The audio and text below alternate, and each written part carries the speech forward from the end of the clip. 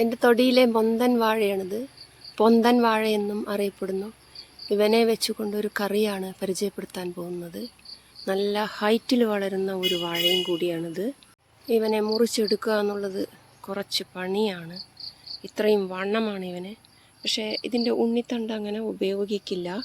നേന്ത്രവാഴയാണ് ഞാൻ ഉപയോഗിക്കാറ്.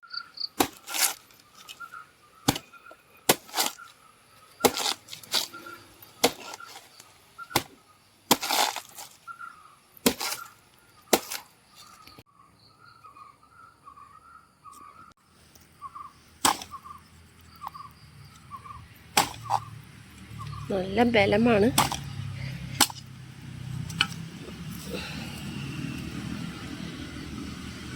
സാമ്പാറിലിടാം, ബജ്ജി ഉണ്ടാക്കാം, ഉപ്പേരി വെക്കാം, പുഴുക്കുണ്ടാക്കാം. പലതരം ഉപയോഗമുണ്ട് ഇവനെയും കൊണ്ട്. മീൻകറി ഉണ്ടാക്കുന്നതിന് വേണ്ടിയിട്ട് ഞാനിവിടെ 6 മൊന്തങ്കായാണ് എടുത്തിട്ടുള്ളത്. അതിൻ്റെ വാലും തലയും ഇങ്ങനെ വെട്ടിക്കളഞ്ഞിട്ടുണ്ട്.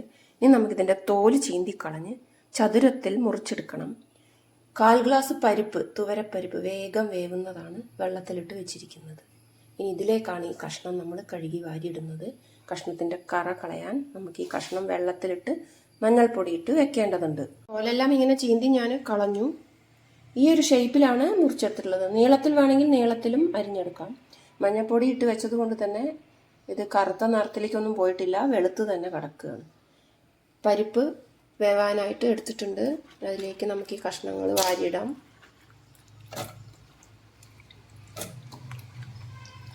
മുങ്ങാൻ പാകത്തിന് വെള്ളം വേണം. പരിപ്പും കൂടി ഉള്ളത് കൊണ്ട് വേവാൻ സമയമെടുക്കും. അതോടൊപ്പം നമുക്കിതിന് ആവശ്യമായ ഉപ്പ് കൂടി ചേർത്ത് കൊടുക്കാം. ഇതിലേക്ക് ഞാൻ ഒരു 2 തുള്ളി വെളിച്ചെണ്ണ, പച്ച വെളിച്ചെണ്ണ ഒഴിച്ച് കൊടുക്കുന്നുണ്ട്. പിന്നെ ഇത് വേവാൻ കുറച്ച് സമയമെടുക്കും പരിപ്പുള്ളത് കൊണ്ട്. കുറച്ച് മഞ്ഞൾപ്പൊടി കൂടി, 1 സ്പൂൺ മുളക് പൊടിയാണ് ചേർക്കുന്നത്. മുളക് പൊടി കൂടി.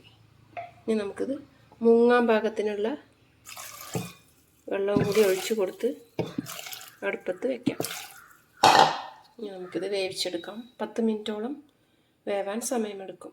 പുളിങ്കറിക്കുള്ള അരപ്പിന് 3/4 മുറി നാളികേരം ചിരവിയെടുത്തിട്ടുണ്ട്. 2 ടീസ്പൂൺ പച്ചമല്ലിയാണ്, കുറച്ച് ചെറിയുള്ളിയും. ഇത് നല്ലപോലെ നമുക്ക് വറുത്ത് നന്നായിട്ട് പേസ്റ്റ് പോലെ അരച്ചെടുക്കണം. ഇപ്പം കഷ്ണങ്ങളെല്ലാം നല്ല പോലെ വെന്ത് വന്നിട്ടുണ്ട്. പരിപ്പൊക്കെ ചേർന്ന് നല്ലൊരു പരുവായി വന്നിട്ടുണ്ട്. ഇതിലേക്ക് ഞാനൊരു ചെറുനാരങ്ങ വലുപ്പത്തിൽ പുളി വെള്ളത്തിലിട്ട് പിഴിഞ്ഞെടുത്തതാണ്. പുളി നോക്കിയിട്ട് നമുക്ക് പകരണം. ചിലപ്പോൾ ഓരോ പുളിയുടെ പ്രത്യേകതയാണ്. ചിലപ്പോൾ അത് കൂടുതലാവാൻ പാടില്ല. അപ്പോൾ ഒന്ന് നോക്കിയിട്ട്, പുളി പാകമാണോ നോക്കിയിട്ട് ഇത് പിന്നെ പറഞ്ഞാൽ മതി. ഇതൊന്ന് തിളക്കട്ടെ. പുളി മൊത്തം പറന്ന് കൊടുക്കുകയാണ്. ഒരു ചെറുനാരങ്ങ വലുപ്പത്തിലാണ് ഞാൻ എടുത്തിട്ടുള്ളത്. നല്ലപോലെ ഇളക്കി തിളപ്പിച്ചെടുക്കാം. ഇപ്പം ഇത് തിളച്ച് വന്നിട്ടുണ്ട്. ഇതിലേക്ക് ഞാൻ ഈ അരപ്പ് ചേർത്ത് കൊടുക്കുകയാണ്. വല്ലാതെ വെള്ളമാവരുത്, എന്നാൽ വല്ലാതെ കുറുകുകയും വരുത്. കറി ഇപ്പോൾ റെഡിയായി വന്നിട്ടുണ്ട്. ഇനി ഒരു 5 മിനിറ്റിൽ അടച്ചു വയ്ക്കാതെ തിളയ്ക്കട്ടെ. കറി ഇപ്പം നല്ലപോലെ തിളച്ച് വന്നിട്ടുണ്ട്. നല്ല ടേസ്റ്റുള്ള ഒരു കറിയാണ്. പിറ്റേ ദിവസത്തിനാണ് ഇത് കൂടുതൽ നന്നായിരിക്കുക. ഇതിലേക്ക് നമുക്ക് വറുത്തിടാം. ഇത് രോഗപ്രതിരോധ ശേഷിക്ക് ഉത്തമമാണ്. അതുപോലെ കുടലിൻ്റെ ആരോഗ്യത്തിന് നാരുകൾ ധാരാളം ഉള്ളത് കൊണ്ട് തന്നെ സുഖമായ ശോധനയ്ക്കൊക്കെ ഈ ഒരു കറി വിശേഷപ്പെട്ടതാണ്. മാത്രവുമല്ല, വാഴയുടേതായ എല്ലാ ഗുണങ്ങളും നമുക്കിതിൽ നിന്നും ലഭിക്കുകയും ചെയ്യും.